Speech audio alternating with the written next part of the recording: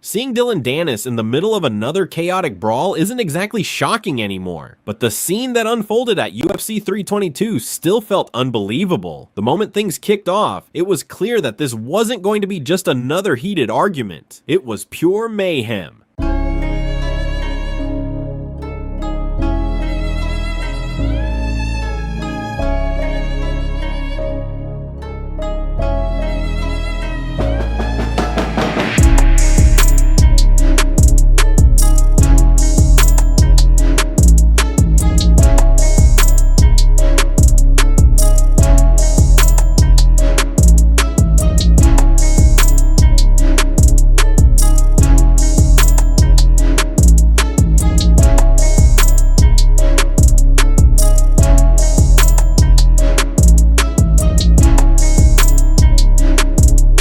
It didn't take long to figure out this wasn't random. The old rivalry between Conor McGregor's team and Khabib Nurmagomedov's camp had once again come alive. That feud has been simmering for years, and all it takes is one wrong glance or word to ignite it. Whenever those two groups are anywhere near each other, chaos follows. UFC 322 was proof that the grudge is still burning strong, and it's not going away anytime soon.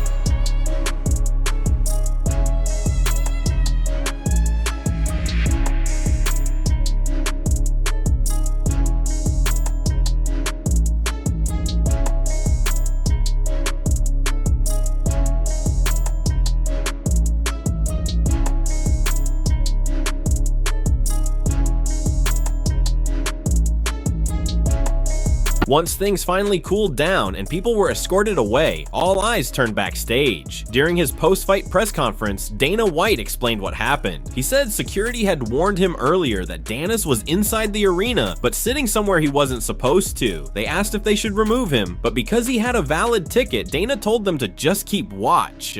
What he didn't consider was that several Dagestani fighters, fresh from supporting Islam Makhachev, were seated in the same area. When the brawl broke out, Dana said he knew instantly who was involved. The perfect storm had been sitting only a few feet apart. After security dragged Danis out and restored order, staff asked Dana if he wanted to press charges. He refused, saying that although things got out of hand, emotions run hot in this sport, still, he made it official. Dillon Danis won't be allowed at any future UFC events. The fight game, crazy stuff happens all the time, especially behind the scenes, but I was right there on press row when that crazy brawl broke out with Dillon Danis and the member of Khabib's team and stuff. Can you just tell us how disappointed you were to see that and any insight into the fallout? They came back and told me right before I walked out for the main card that Dillon Danis was here and he was moving around sitting in fighter seats and not sitting in his own seat that he had a ticket.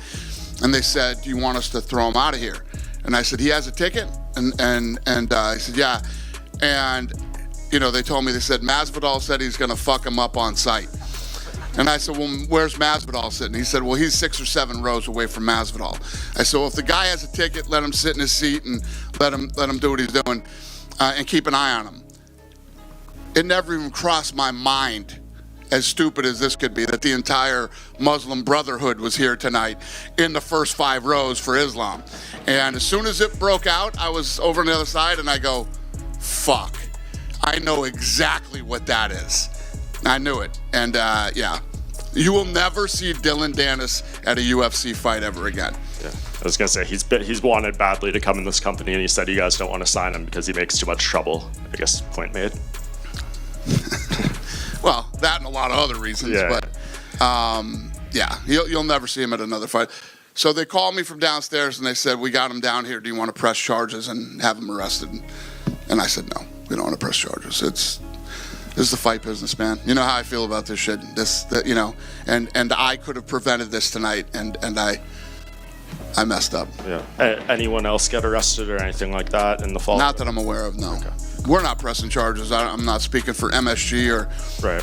anybody else that was involved in this thing. I don't know, but we, the UFC, are not pressing charges against anybody. After the main event, Ilia Topuria stirred up controversy with his blunt opinions. As most fans praised Islam Makhachev's dominant win, Topuria took a very different stance. He criticized Jack Della Maddalena for coming in unprepared to handle a top-level wrestler like Islam, saying he needed a full camp just to focus on grappling. Then he went after Makhachev himself, claiming that despite his technical brilliance, he lacks that raw emotional fire that separates good champions from legendary ones. Topuria, I don't know if you saw his tweet. He said you're like the most boring fighter in the UFC or something like that.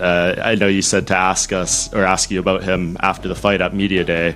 Can you give us your full thoughts on a fight with him now? No injury, nothing. I don't feel any pains. I'm ready. Who is gonna be next? Let's do this, and I will make it easy. And today I show you, Jake's one of the best in this game. You know, one of the hardest opponent. That's why I prepare so hard to make this easy. And this is our plan. And I did the exactly. He defends. I try to like do some chokes, try to make Kimura, but he defends very well. But I make this easy because I training so hard.